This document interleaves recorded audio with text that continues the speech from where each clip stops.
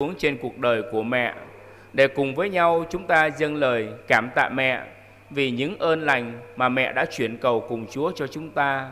Để cùng với nhau một lần nữa chúng ta nhìn lại đời sống của chúng ta trong vai trò là con cái mẹ. Chúng ta cũng được mời gọi học theo mẫu gương của mẹ, biết lắng nghe và thực hành lời Chúa, biết mang Chúa Giêsu đến cho những người xung quanh. Trong tâm tình buổi kính Đức Mẹ hôm nay, mời cộng đoàn chúng ta cùng suy niệm về danh thánh Đức Maria, nữ vương các thánh tông đồ. Ở Khuncinum Keng Khắp, Amang Branchua Binh Ana Mỹ Maria Sitbia, Binh ta Bertumbabut Bene Mút Rom Amang Bra của Cúc Khoai Cơ Khoa Tê, Rom Tôm Mỹ Maria Binh ta Pờ Ư Pang Cơ Khoa Tê, Doa Cơ Tum Rọa Linh Lang Khoa Tê Ngạ Lếp Rơi Cơ Mỹ Maria, Binh ta Mút Rom Tật Rọa, Binh ta Bni Cơ Mỹ Maria, Doa Cơ Tum Bưng Ai A Mỹ Maria Eo Lại Gum Cơ Binh ta Gá Anáp Khoa Tê. Môn ở này Binh ta lăng lại lời tít Binh Ana A Mỹ Maria ta thâu la tui ru hem Mỹ Maria thâu Permin nào đây hép Giêsu qua Amang Lam bẹ mạ nhu thâu ba tờ lời mắc lạ thâu ba Giêsu qua Trooper Binh Bô Bơ Con hơn nôn nhớ môn trên bên này eo chắc Binh ta Permin Rom A Mỹ Maria dạ hờ bia Binh Bô Bơ Đà Nèo. Để giờ hành hương được sốt sắng, mời cộng đoàn chúng ta cùng hát Kinh Chúa Thánh Thần. Xin Chúa Thánh Thần ngự xuống thánh hóa trong tâm hồn mỗi người chúng ta và thánh hóa giờ kính Đức Mẹ này.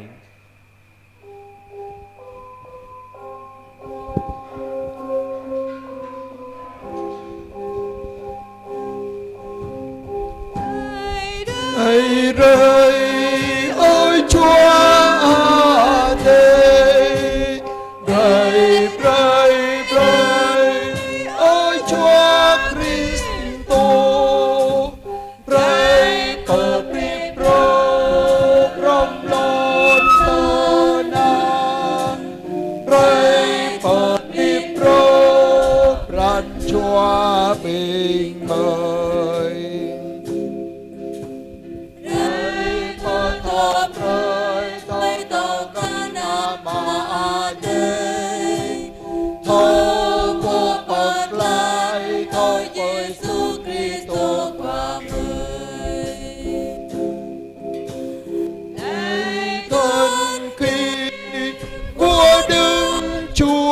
Trời này thân kỳ của chính ngôi lời, xin Ngài hãy đến cánh tân trần gian, xin Ngài hãy đến cánh tân lòng con.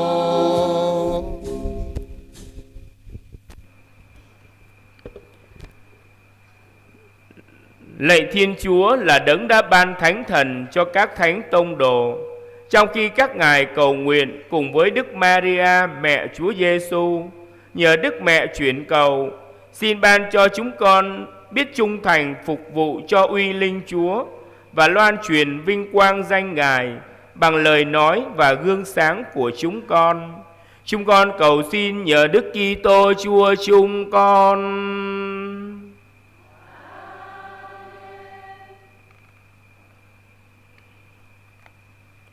Giờ đây mời cộng đoàn chúng ta cùng dâng bài ca tiếng hát ca khen mẹ.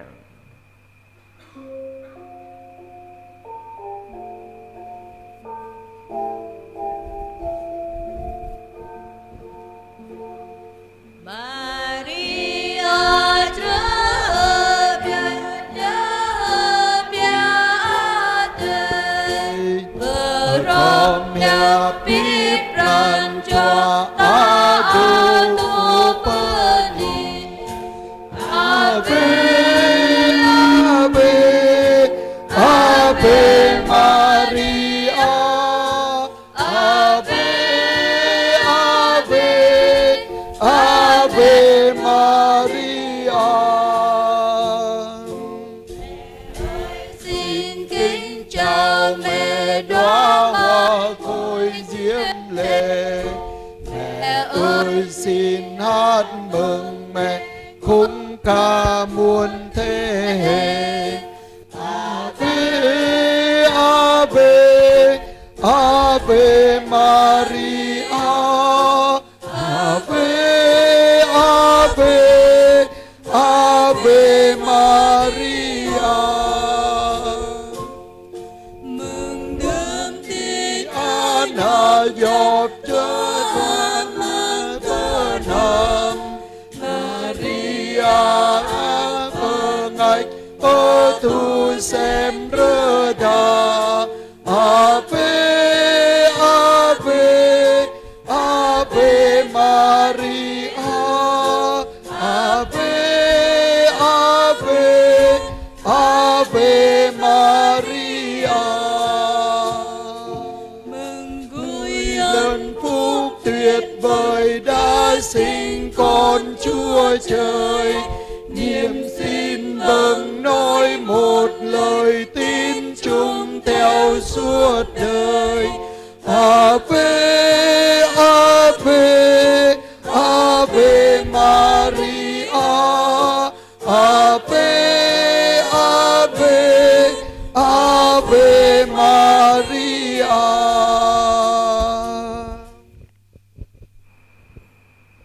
Mời cộng đoàn cùng lắng nghe tin lời Chúa. Lời Chúa trích sách Công vụ Tông Đồ. Bấy giờ các ông từ núi gọi là núi Ô Liêu trở về Jerusalem. Núi này ở gần Jerusalem, cách đoạn đường được phép đi trong ngày Sa-bát. Trở về nhà, các ông lên lầu trên là nơi các ông trú ngụ. Đó là các ông Phêrô, Gioan, Giacôbê, Andre, Philippe, Tô-ma, Bartolomeo, Matthew, Giacôbê con ông An-phê, Simon thuộc nhóm Quá Khích và Giuđa con ông Giacôbê. Tất cả các ông đều đồng tâm nhất trí, chuyên cần cầu nguyện cùng với mấy người phụ nữ, với bà Maria, thân mẫu Đức Giêsu và với anh em của Đức Giêsu. Xin mời cộng đoàn ngồi. Kính thưa cộng đoàn, tông đồ là những người được Đức Giêsu tuyển chọn và sai đi. Các ngài trở thành những chứng nhân sống động của Đức Giêsu phục sinh.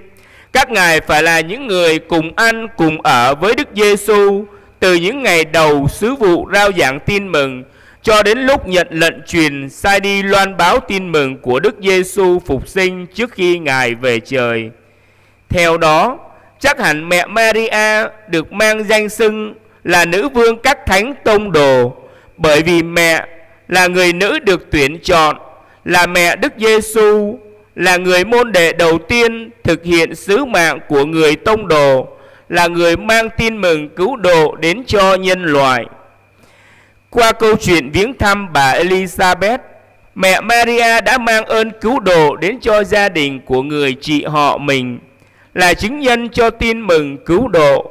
Đức Maria đã thực thi sứ mạng của người tông đồ trong tinh thần tràn đầy thần khí. Mẹ đã vội vã lên đường không quản ngại khó khăn. Mẹ cất lời ca khen Thiên Chúa với tất cả thần trí và tâm hồn vì những việc lạ lùng Chúa đã làm trên cuộc đời của mẹ, từ phận nữ tỳ hèn mọn, người đói thương nhìn đến, để giờ nay hết mọi đời sẽ khen mẹ diễm phúc. Hơn nữa, mẹ Maria đã luôn thực thi sứ mạng của người môn đệ, là suy đi nghĩ lại lời Chúa trong lòng, để cho lời Chúa bám rễ sâu trong mảnh đất tâm hồn của mẹ, và để cho lời Chúa trổ sinh hoa trái trong lòng mẹ trước khi mang lời Chúa Giêsu đến cho những người xung quanh. Sau cùng, trong vai trò là người mẹ của các môn đệ được Đức Giêsu trao phó dưới chân thập giá, mẹ Maria đã được các môn đệ đón về nhà mình. Chắc hẳn trong bối cảnh thiếu vắng Chúa Giêsu hiện diện cách cụ thể, mẹ đã có những lời an ủi, nâng đỡ các môn đệ.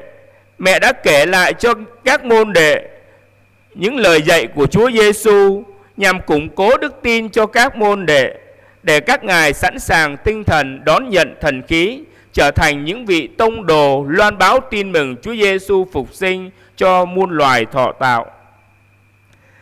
Thật vậy, ngày nay mẹ Maria vẫn tiếp tục thực hiện sứ vụ tông đồ của mình, khi nhiều lần mẹ đến với những vùng đất xa xôi hẻo lánh, đến với những con người nghèo khổ để mang sứ điệp tin mừng Đức Giêsu cho họ, như tại Fatima, Lộ Đức hay tại La Vang, Việt Nam chúng ta xưa kia.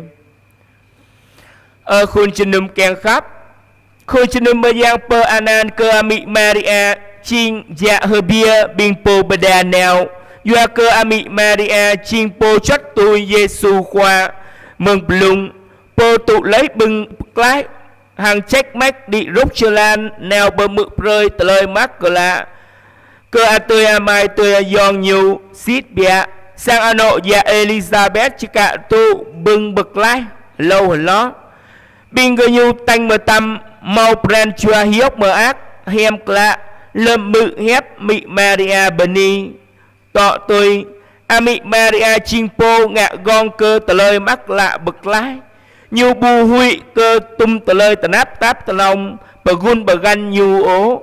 A mị Maria ngạ gong cơ bưng ai khoa a tê, ba lại bưng bực lái rơi cơ nhu tuần. Mương sa chô tinh cơ na khoa a tê, Hane, nhu lăng rây cơ mị Maria, mừng anh ấy giúp mình núi Amra lại mị Maria chinh po màu bừng lấy anon mị Maria a tố bờ ư bờ an cơ qua giang a tê doa cơ tum rua hem lạ qua a tê rơi lấy cơ mị Maria ló tường mị Maria cơ nông sa thâu ngạ tum rua bồ chót tuổi khom ngạ thâu dạ hép Giêsu qua mang làm thâu bờ min nào rây hép Giêsu qua kèn cơ hép Giêsu qua bờ đi bờ chinh mang bran chua nhu lâu cơ nhu bè tờ lời ác lạ cơ binh po bờ con hơi tiếp trệ chèm nhu tút rồi nút mang bran chua chinh mị binh chót tôi Giêsu qua mị Maria tụ lấy hép binh chót tôi chắc gửi lại bờ sang nhu xít bè mang tờ lời tiếp cơ bát rơi chan Giêsu qua tổ rom mị Maria chi roi lại tùm bố hép Giêsu qua bờ tan rơi cơ bình chót tôi nhiều kèn cơ chú alom kèn cơ Peter kèn cơ pơ cơ chấp ran chua bình chót tôi lâu cơ gờ nhu trình bình po bada nèo ngạ gong cơ Giêsu qua tôi gụ hợp tiếp lại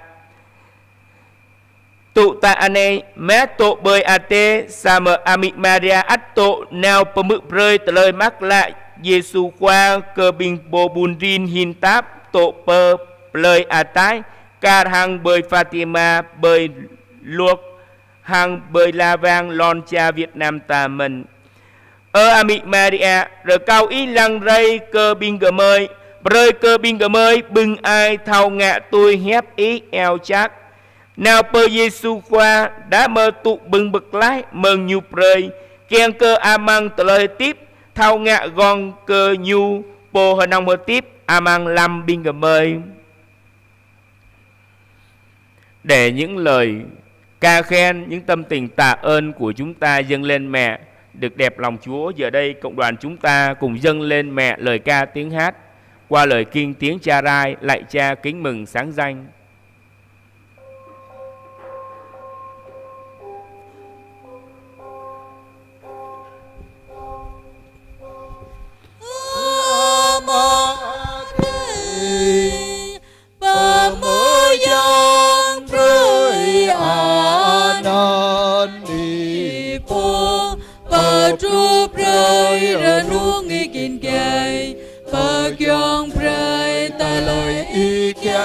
Melan tena tui ga cơ lu ano bông hoa đêm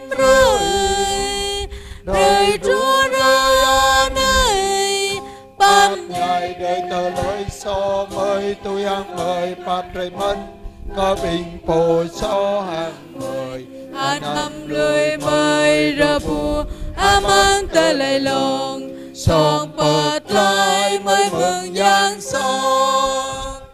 Oh,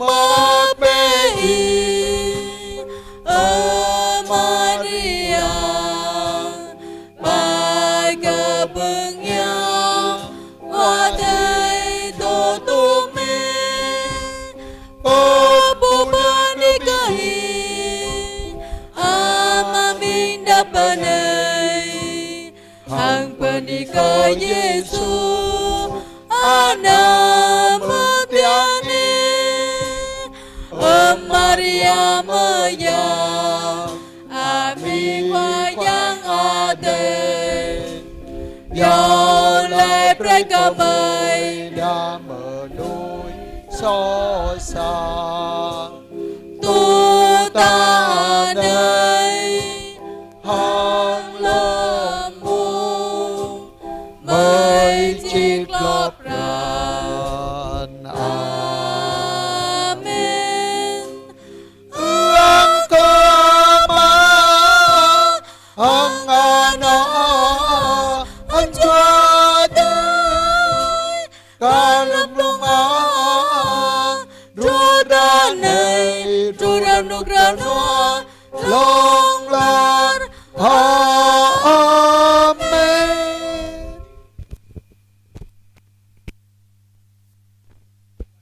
Hiệp ý với những người tạ ơn và xin ơn qua lời chuyển cầu của mẹ. Hiệp ý với những người tạ ơn. 5 người xin tạ ơn vì được thêm lòng kính mến Chúa và Đức Mẹ. 3 ý xin tạ ơn vì biết vâng theo thánh ý Chúa. 1 ý xin tạ ơn vì biết dâng mình cho Chúa trong đời sống tu. 3 ý xin tạ ơn vì chừa bỏ tội lỗi và tính hư nết xấu. 11 ý xin tạ ơn vì đi đường được bình an. 8 ý xin tạ ơn vì có công ăn việc làm. 1 ý xin tạ ơn vì đòi được nợ. 7 ý xin tạ ơn vì gia đình sum họp hòa thuận thương yêu nhau. 7 ý xin tạ ơn vì gia đình bình an. 2 người xin tạ ơn vì được như ý nguyện. 4 ý xin tạ ơn vì có con cái ngoan ngoãn học hành tấn tới. 6 ý xin tạ ơn vì được khỏi ốm đau bệnh tật. 1 ý xin tạ ơn vì biết cầu nguyện cho các linh hồn. 1 ý xin tạ ơn vì được thánh hóa bản thân, cải thiện đời sống. 3 ý xin tạ ơn vì được cứu giúp trong cơn gian nan khốn khó. 3 ý xin tạ ơn vì được bình an trong tâm hồn và trong cuộc sống. 1 ý xin tạ ơn vì có con cái và những lời tạ ơn mà mỗi người trong cộng đoàn chúng ta muốn dâng lên mẹ. Hiệp cùng mẹ Thiên Chúa, chúng con xin tạ ơn Cha. Chúng con xin tạ ơn Cha. Hôm nay bình ta mút rom hàng bình bồ bình đi bừng. Tôi chú cho bình đi bừng doa cơ bình tìm ran khắp qua yang ate hàng amị Maria. Bạ cho bình đi bừng doa cơ thao mực ép qua yang ate. Sa cho bình đi bừng doa cơ thao bơ dư tờ lời tiếp amang bạ bơ com tờ lời chan. Sa cho bình đi bừng doa cơ thao lui tờ lời xó hàng cờ núi sát làm. Toa cho bình đi bừng doa cơ hợp róc đoạn lại hàng qua yang ate. Reme cho bình đi bừng doa cơ neo amang chelan rờ núc rờ noa. Lao cho bình đi bừng doa cơ mau bạ mẹ. Sa cho bình đi bưng doa cơ sang anh nọ bờ góp thao mút ròm kèn khắp. Toa cho bình đi bưng doa cơ sang anh nọ rờ núc rờ noa. Toa cho bình đi bưng doa cơ anh ạ sang rằm đi tui bập lòng trình trố. 5 cho bình đi bưng doa cơ lom rọa noa. Toa cho bình đi bưng doa cơ eo lại rơi cơ bình bờ ngát choa. 5 cho bình đi bưng doa cơ gum ru lơm tần áp tần ông. Lao cho bình đi bưng doa cơ mau anh ạ bạ. Hàng đêm cho bình ta tung tờ lời bờ ni ta kèng bờ dơ cơ mị Maria. Hà này bình ta mút rom bờ dơ tờ lời yêu lại.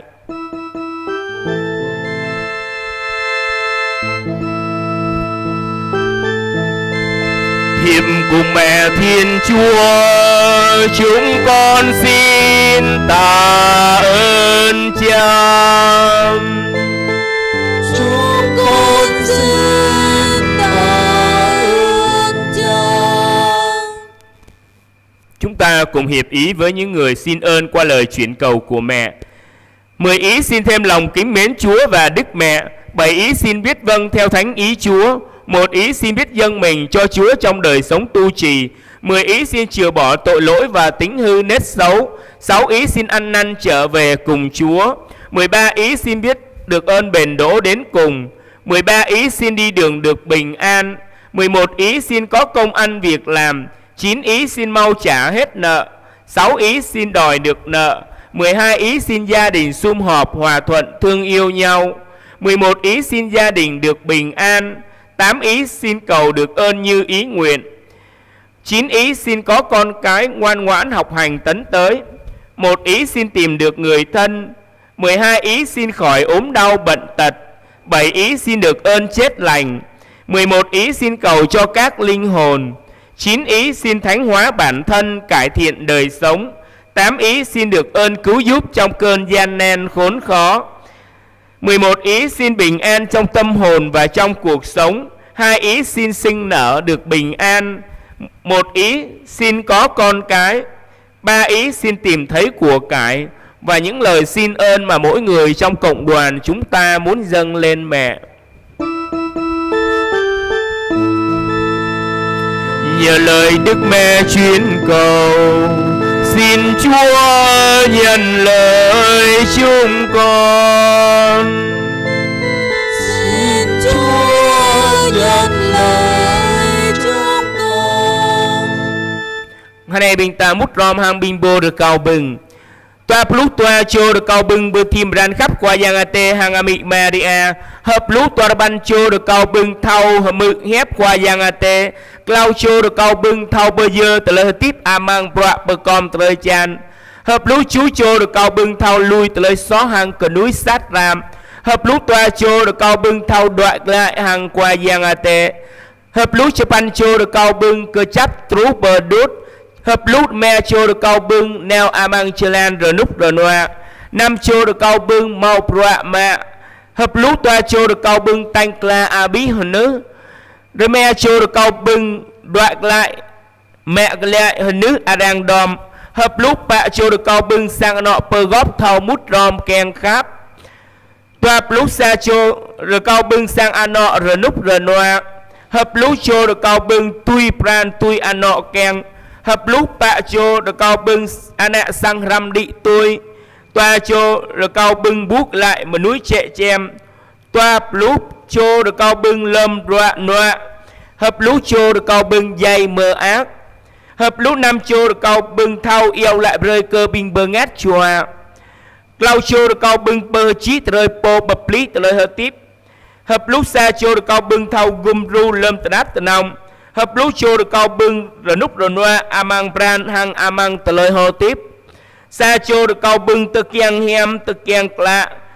Tờ chú cho được cao bưng mau anẹ bẹ hang rim cho binh ta mình. Tum tờ lời được cao binh ta kiang bây giờ cơ mị ma rạ yêu lại gum. Hà này binh ta mút đom bây giờ tờ lời yêu lại. Nhờ lời Đức Mẹ truyền cầu, xin Chúa nhận lời chúng con.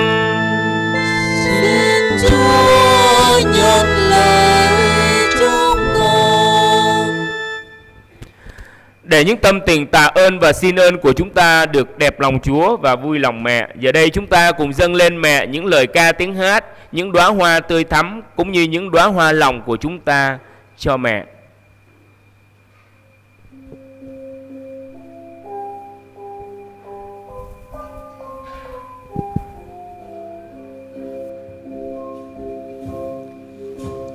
Anaya mi dương ilo ko penanau.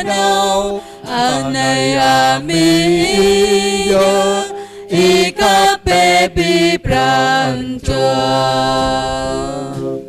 Demi câu chính mi dương po ba bem chen rong y để mi câu chính mi yo po vai lòng po ba càng yên. Anh là mẹ của con đây, con nói vâng nghe mẹ luôn. Đây là mẹ của con đây, con hãy yêu thương trọn đời. Này là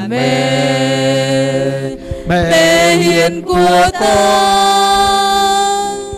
ta đã trao cho con đưa về. Này là mẹ lành nhân gian, có báu thiêng muôn ơn diệu kỳ.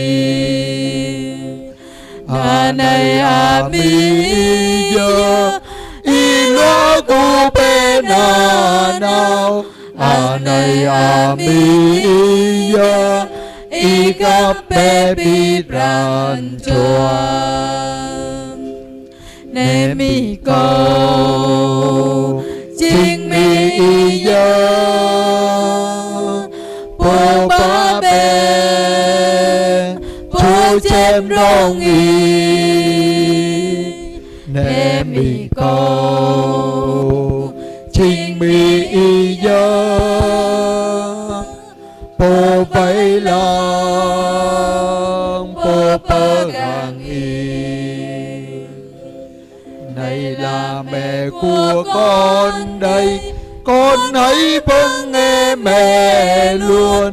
Này là mẹ của con đây, con đã yêu thương trọn đời. Này là mẹ hiền của con, ta đã trao con đưa về. Này là mẹ lành nhân gian, kho báu thiêng muôn ơn diệu kỳ. Này mi giờ y lo cô bên nào, này mi giờ y khắp bé bị ran chuan. Nè mi cầu chính mi giờ bố thọ kham bố thọ bám nhai. Nè mi cầu chính mi giờ bố bấy ngày bố ba say.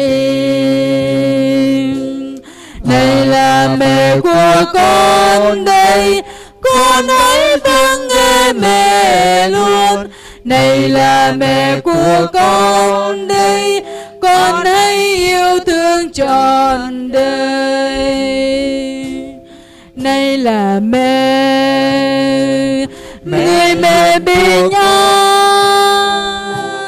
ta đã trao cho con đưa về. Này là mẹ lệnh dịu dàng, lo dấu con qua bao hiểm nguy. Này mi giờ y lo cô bên nào, này mi giờ y khắp bé bị ran chuan. Mời cộng đoàn chúng ta cùng quỳ gối hiệp thông đọc kinh tuần Cửu Nhật kính Đức Mẹ. Sau kinh tuần Cửu Nhật, các em sẽ dâng hoa kết thúc tháng Minh Côi và chúng ta sẽ bước vào thánh lễ. Ami hanong kum ju re này re peluch amang torapan re rim re amang torapan re anai ko re le udi bay anap i ami re anai ko re udi pa i lo cơ tum re pa con ko hin sitnik i mơ yap ko i amra pre ko pung ko re ko vô đa pương pa con dòm lo từng cơ năng cơ ta lê ta nạp y cơ năng cơ pran cha y thao khắp bạp cơ năng cơ nan y ami hanong kum juru có kinh trang rơ mang cơ y tu nhập có yo lệ ô anan kyang khắp ya ma ami hanong kum juru ngap re cơ có kinh rơ có y hang pa tar pre cơ có Tuy cơ năng rim rây rim minit amang talai tip ko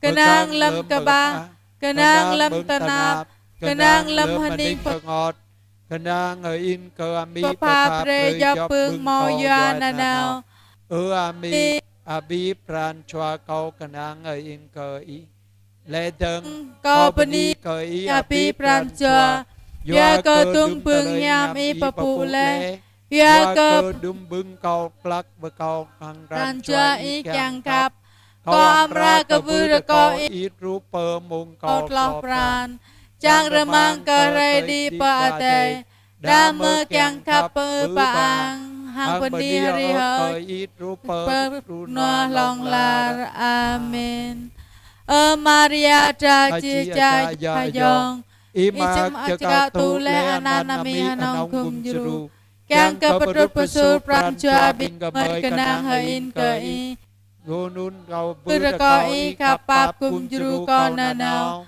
Anyang yap ani to ano nào Lâm yang sap lư plai Lâm mau talay so Lâm bướp talay tanap amang talay tip Bia ma nhu amang mong chit lo pran mi po thâu kapap Ra ko i pre ka ko thâu trăng đợi nào bơi Câu cứ xích ních tờ đá câu riêng đòi nào bơi Non nga pre ka i chay mơ hiệp ko Ra ko i pre ka ko bưng yom phan anay Thâu trăng yêu lại hang i na nào Hang mo pran cha ka nang hain Kar hang anak sang Kyang ka i mơ hiệp ko yêu lại Đa mơ kum juru ko na nào Hang pre ka ko bưng đào cứt ka chap ru pa luj mi anong kum juru Ra ko i papu pre hiam ka ko Hang yêu lại kum pre ka ko tu ta ne Hang lâm mung chit lo pran amen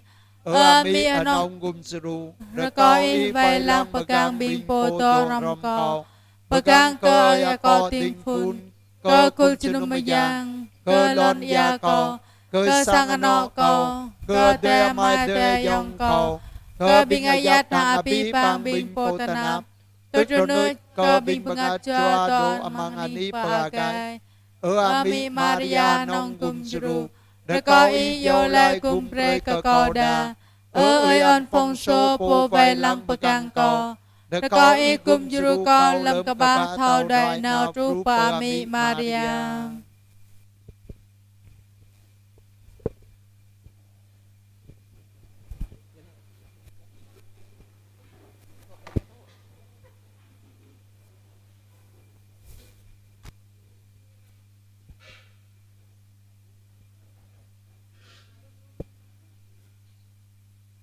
Peni mate Peni Yesu khoa Peni hang mi Maria mang rai nai klam nai ching rai puluj plan ta papu ka mi Maria nya mang mung nai bingkul but pier talai iole pier talai adoh pier talai soang mang mung nai mutram hang mi Maria deng rekau mi Maria kum jru iole pa bingkame mi bingkame to berong lon nai sit bukop kal benap io lu talai so sat lu talai tap tap lu talai kleh klan ane kau ikum jru yo le pa bing me yang ke bing me mau pran chua loh deng yang ke bing me thoi chau bih de chan pran chua me ka kwa yang adai na nau mang talai hatip bing ke me beni ke mai kau tum talai mung nan na Yesu kwa bing me amen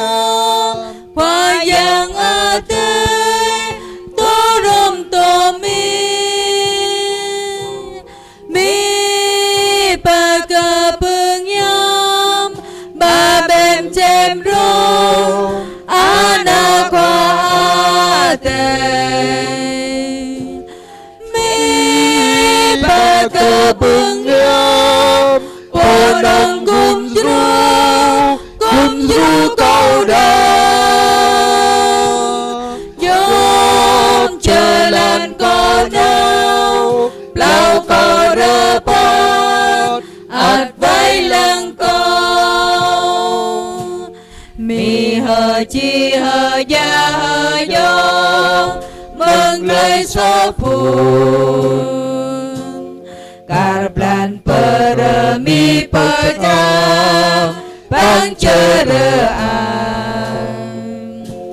Karpengatun probohyam Yop kudingdang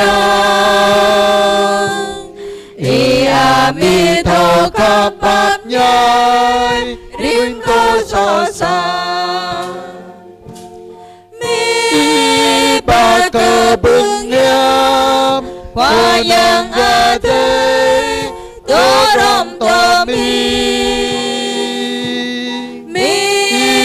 ba kebengyam ba bem cemrung anak pate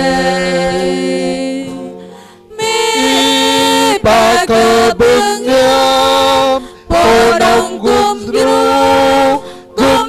kau dah jom jalan kono lau kau dapat an vai lăng câu mi pa cơ bưng ai mơ yang ada pani iya chư câu chi cơ nào ăn cơ hơ bài y tờ cai bờ tu ra đó rang lòng cơ thể Chẳng tengan ami pegang alum ladang Mi pa kebengyam Wayang ate Torom tomi Mi pa kebengyam Babem cemrong Anak mi ba kebengyam podong gumdru kau dah yop jalan kau dau lau kau dapat an voi lăng kau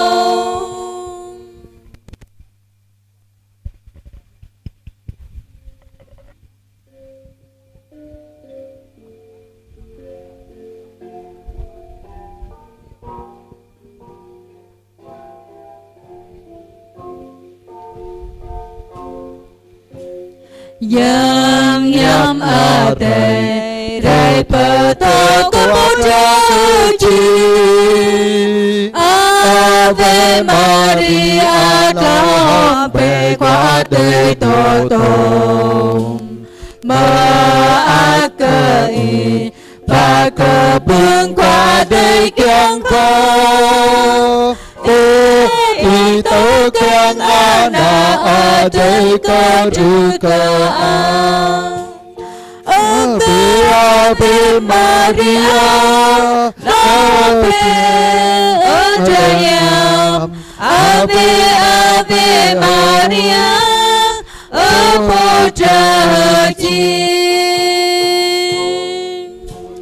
Wayang ate Pu prei prang yo prei dong kei Sa cho chan iya po chi po ya yong Yong ni kei Anyu hiam Ave Maria Ami qua yang bom dru bing mới ta nạp tơ nông Ave Maria Lampe Ojayam Ave Maria Pujaji Đêm mơn rong hàng anak yang kegenap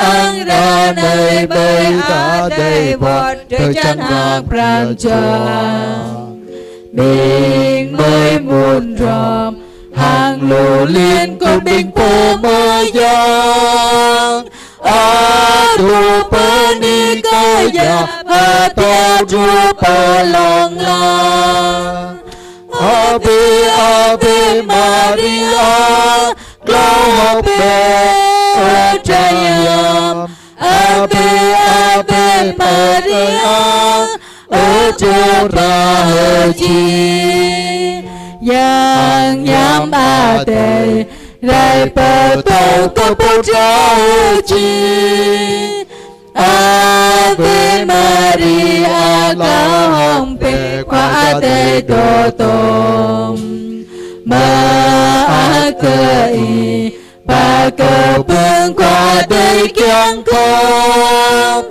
bố y tớ kiang ana ở đây cơ trừ cơ an Ave Maria Gloria Jayam Ave Maria Ora chi